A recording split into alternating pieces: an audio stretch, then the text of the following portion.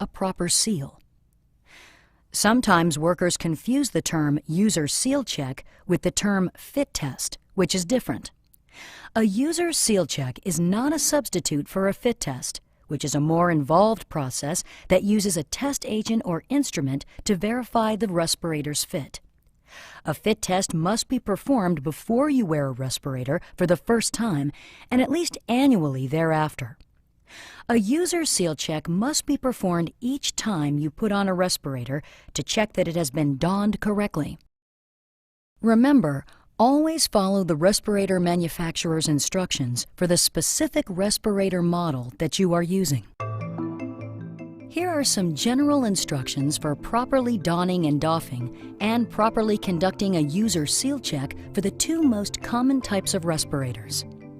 Let's begin with general instructions for a disposable filtering facepiece respirator, which is often referred to as an N95 or a dust mask.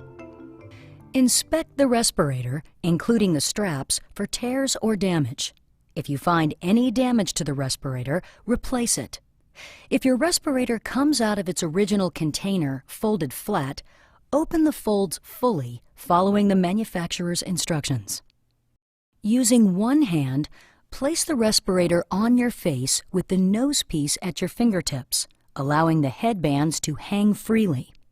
The nose piece should span and cover the bridge of your nose, and the respirator should cup your chin. Pull the top strap over your head, resting it high at the back of your head. Pull the bottom strap over your head and position it around your neck and below your ears. Be sure not to crisscross the straps. Make sure that your mouth and nose are covered by the respirator.